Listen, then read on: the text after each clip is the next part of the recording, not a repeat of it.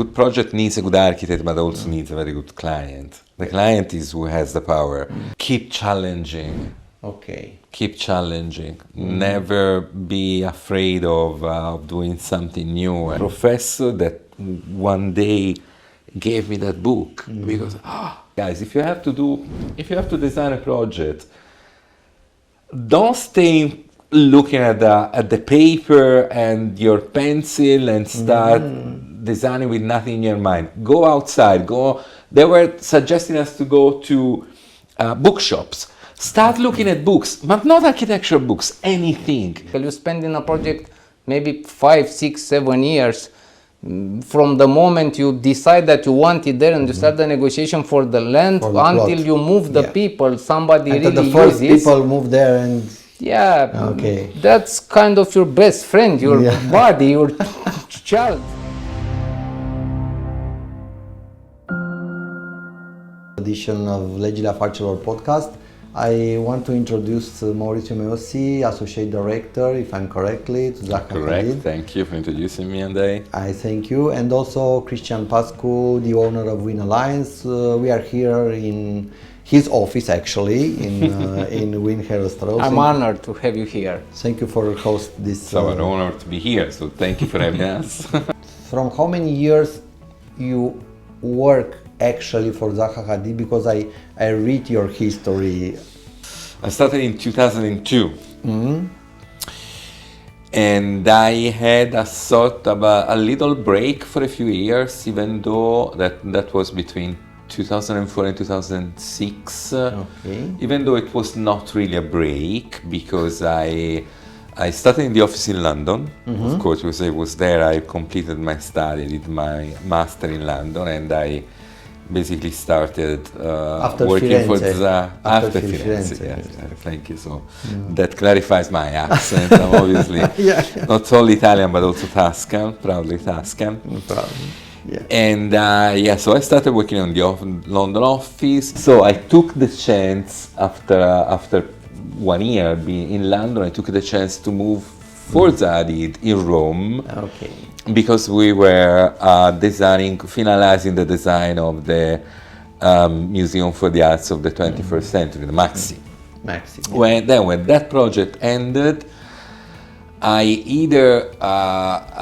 could either go back to London or remain in Italy. And in at that time we had our proper official office in Rome, and so I went back, although without moving from Rome. So I've been working then in Rome until 2000 and in Italy until 2012, 2013. The last 3 years in Milan, because I moved there with my team because we were on site for the residential part of city life.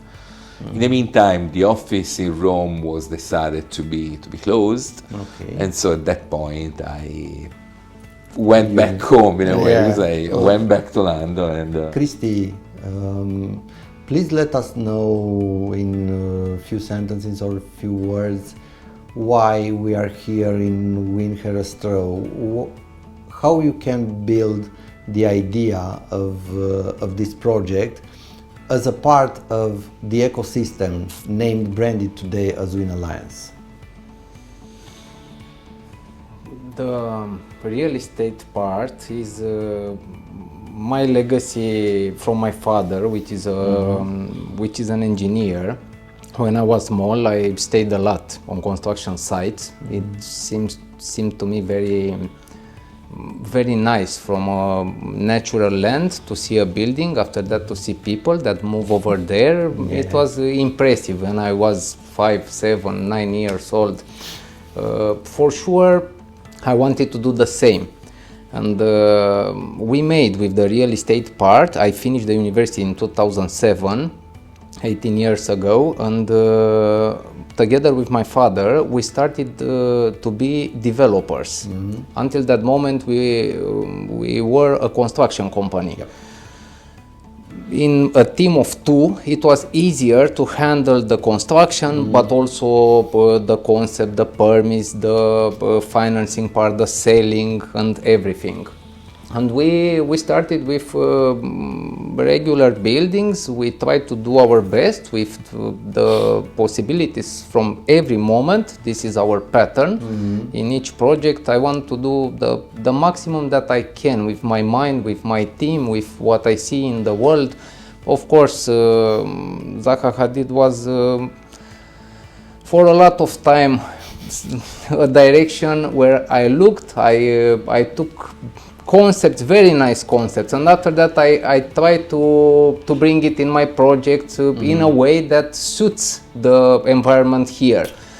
What I can assure you is that of course our projects are for this market, but some values, in my opinion, are universal. Here at Winchester we have a community with a small retail for people.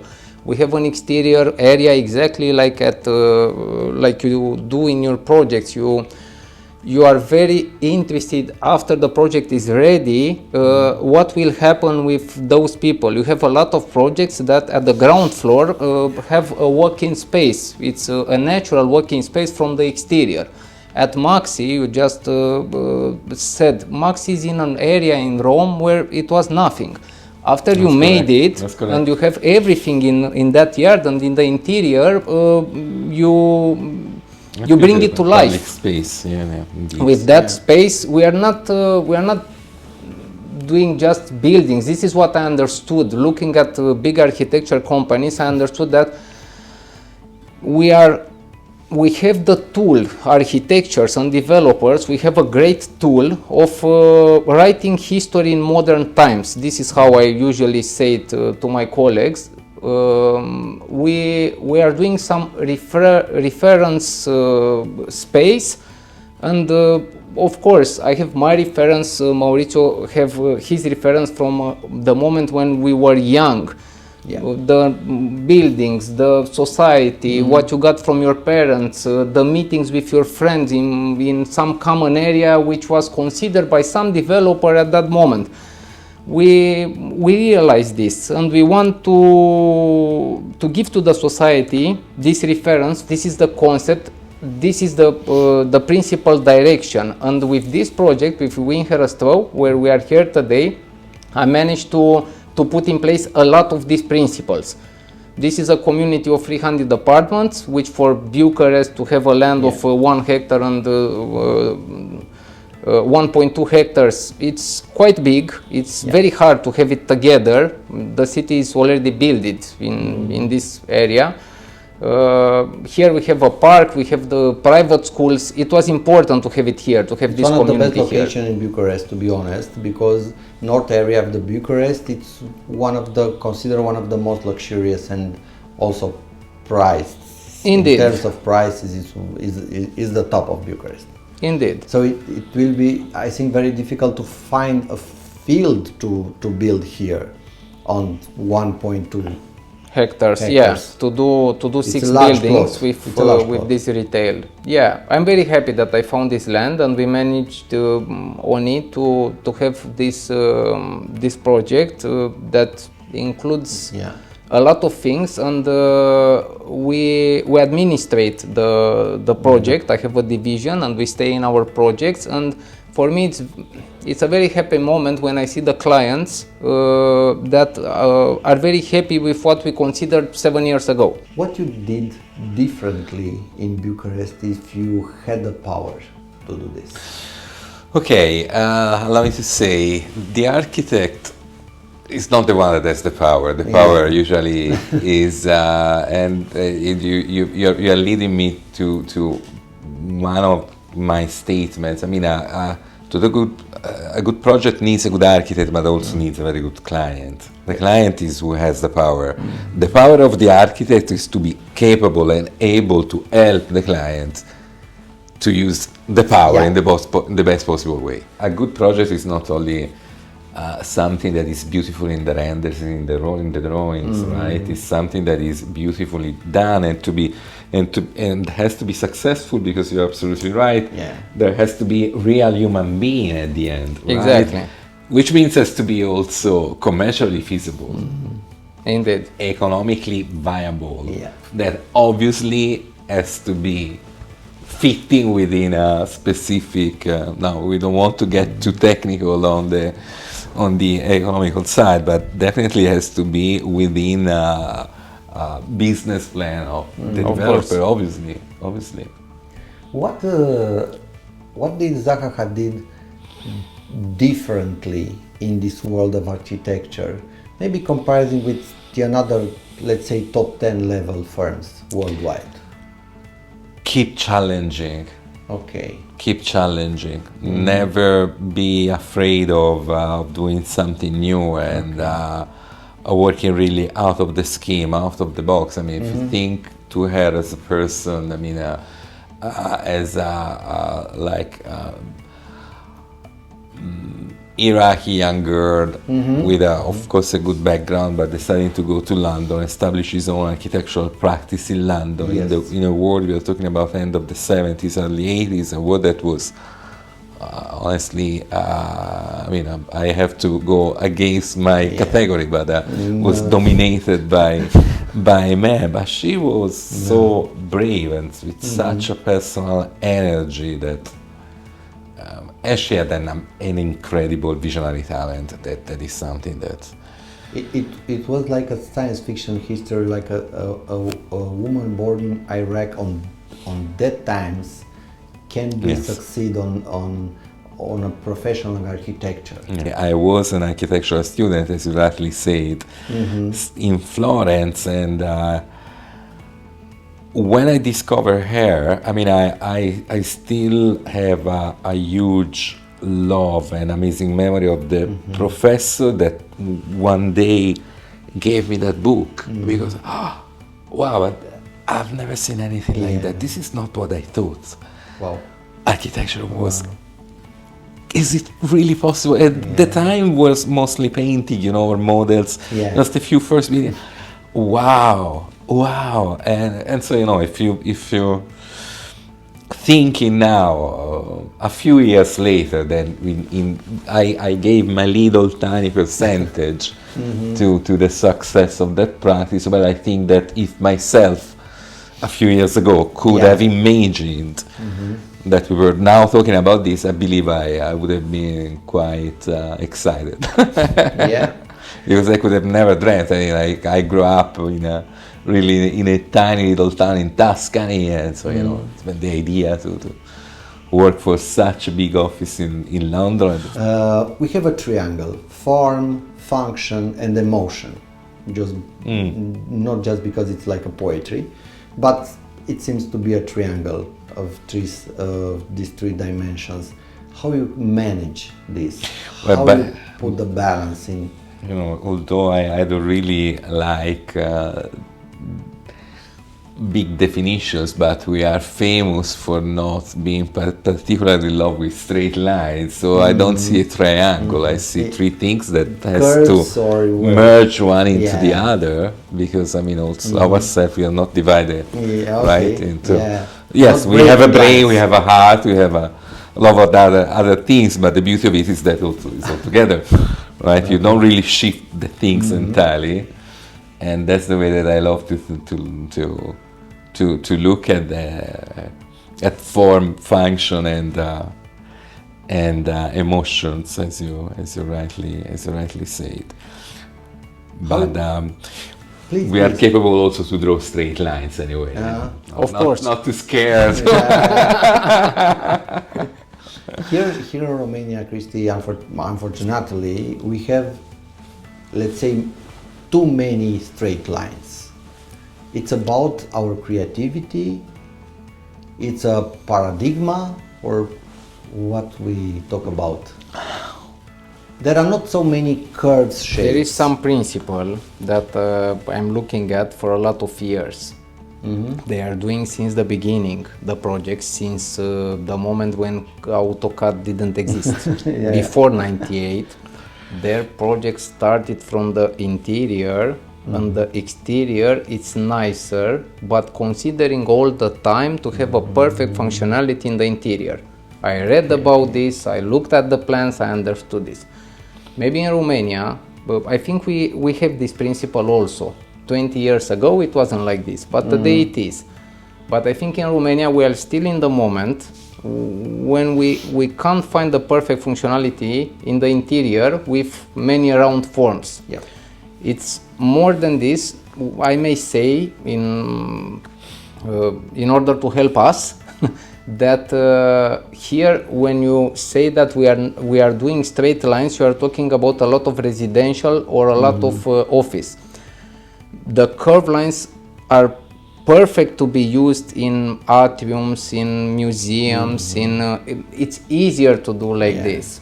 When you sell an apartment and you tell to the client you have to buy 50 meters more, but over there is a very nice round window, it will be kind of a problem. You don't have a wall where to put a piece of furniture against. Yeah. So it's about the fight with square meters. It's about the fight with square meters. It's about the perfect functionality. We are still in a moment that we want usable area in the interior to be usable in our way, in our concept.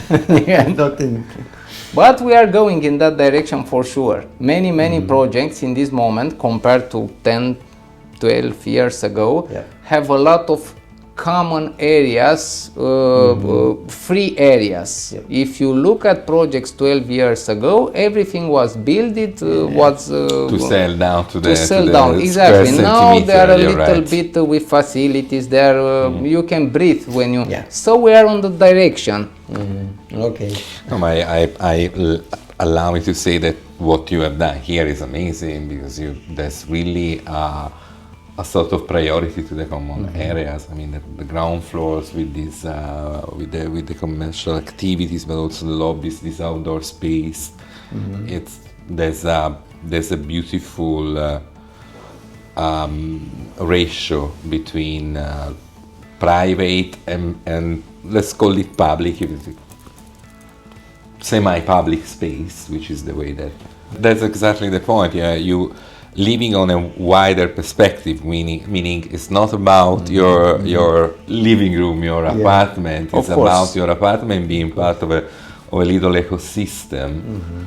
Exactly. It's an organic mix of different functions, and this is also helping the city a lot. I mean, we were driving before even around, and sometimes, I mean, the streets were so narrow, and it's purely residential. There's nothing. I could imagine the difficulty to drive there, but to walk there is even worse because we don't have space, you know. Indeed. While here, I mean, you have created a little environment, a little realm, and that point you're living is not only the apartment, it's also what is surrounding you, because it's something that you can enjoy, you can experience, you can take advantage of. Maurizio, how is the importance of technology today? It's huge. Technology behind the people and behind the forms and the motion. Pure technology, because the world has changes with an enormous speed because of this. Look, I'd be tempted to say that, I mean, what differentiates us from a cat, besides, I love cats. It's probably. I also love cats. But not the complex love cats. There are many cats in the complex. I saw one. It was really beautiful. Yeah, there are many. I believe that, I mean, right now, maybe what scares us about technology is the fastness, the speed of changes. But I mean, again, going back to my starting point, what differentiates us from any animals is simply the fact that we, at some point, purely for, I'm a genetist, passionate, simply because we have learned of by chance we had this finger that is opposite to the other, which has allows us to start using things to do other things, right? I mean, going back to the cat, the only reason why cats live with humans is because they are not able to open a can of food, right? Because they are smarter than many humans. Yes, of course, indeed. I absolutely agree with you. But so, to me, our existence from that point in history, where the first guy kept a stone in his hand and throw it against something, that was the beginning of human and technology developing together. Then, of course, At the time, things were evolving in hundreds years, then in 1,000 years, then in 100 years. Now, I mean, in 2 weeks you feel old sometimes because you didn't check the news. you are not informed already. It's impossible to keep the pace. Yeah. So the importance it's huge. I believe allow me to say that I also believe that probably also being scared by technology is part of human being, right? Sometimes I have fun reading like these articles of the early 19th century where people was terrorized about the idea of having electricity in the cities. Yeah. Which now is not different from, or like a few years ago, people was obsessed about 5G because they thought that because we were gonna be monitored, they're gonna know everything about us. Yeah, it's And now artificial intelligence is the same. I believe unless we are able to use all of these as the first guy used the stone, meaning if they are used as tools to achieve something better, I don't think we should be scared. You use on the office of Zaha Hadid artificial intelligence, I don't know, for your project? We develop our we are working together with artificial intelligence developer, you know, that we have like proper part of the office that is really focused on research and development of software. But the way that we use it is and again, I always talk like that. I'm quite non-linear. In order to say something, I have to tell you something else. Like when I started university, I remember that one of my professor used to tell us, guys, if you have to design a project, don't stay looking at the paper and your pencil and start designing with nothing in your mind. Go outside. They were suggesting us to go to bookshops. Start looking at books, but not architecture books. Anything with image. You need something that is capturing your eyes. It makes you think about something else. Artificial intelligence at the end is not the difference from that, right? It's not that different because you start. Okay, you say, machine. What do you think? Do that for me. Let me see what you have in your mind. Wow, they come out with something that can really open your direction of thinking towards something else that you could never achieve probably. And that of course has to keep going with the right direction. So at the end, we may say that it helps you to move faster, to understand your ideas, to speed up the process. It's a tool. It has to be a tool. It's your choice. Tool come together. The way that we work in our office, and this is something that Zaha insisted a lot, is really bottom up, meaning the first ideas are always coming from the youngest one. It's not the tradition of the maestro, the idea of the maestro that sits down, does the sketch, and then go make it happen. It's quite the opposite. You say, guys, we sit together, I explain the brief, this is what the client wants, and blah blah blah. Go. Come back with something, and at the moment in which we see something that can start working, that's the thing that we start. I love to use the term massaging, shaping, and then of course you have to define the circulation and define.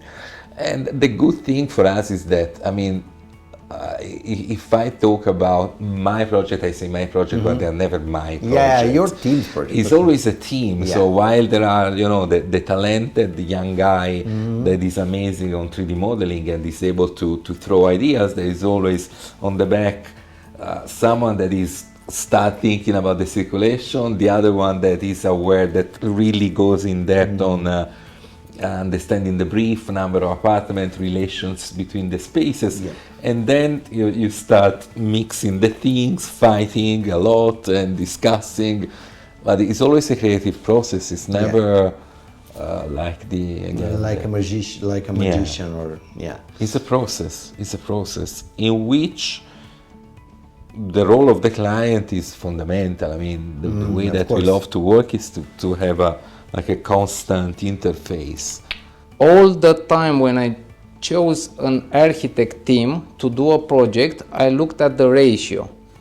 I realized it was easy for me. I understood this at 21 years old, that if you have a good product, you will have profit. And from that moment, I wasn't with my eyes only on the profit. I wanted the ratio.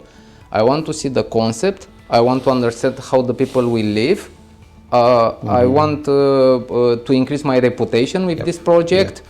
I want, of course, to make some profit. I have some investors and I have to take care of them. So all the time the principle was this ratio. And for me it was easy because they love this. When they hear this, it's exactly what they need. And we are thinking if maybe the building part is a little bit more expensive because of the concept that we are thinking together. After that we sit and we try to understand, okay, how we will manage this. How maybe we keep some spaces, we're gonna rent it, we're gonna increase the profit in time, it will increase the price per square meter from project to project. And it's very lovely to have a discussion, not to say to them all day long, this is nice, but it's hard to do it. This is nice, but it's expensive. I can't do project like this. I believe that it's part of our profession, and I'm talking as an architect, to be able to fit as much as possible, to do the maximum effort on fitting on any economic reality if you want to be able to do a good project. And again, for us, in our experience, obviously when the magic happens and you are able to work and to create like the urban icon, you mentioned the Max event, or Max is I mean, public building, of course, they have a different logic. But again, in our experience, our portfolio, we have also example of being where we have obviously understood the need of fitting within a market reality. I mean, if the product, at the end of the day, we are talking about the product. If a product has to be doable. Maurizio, it was a moment in your career in architecture when you say Eureka. Every other day. I've been working on 5 different continents, honestly. I know.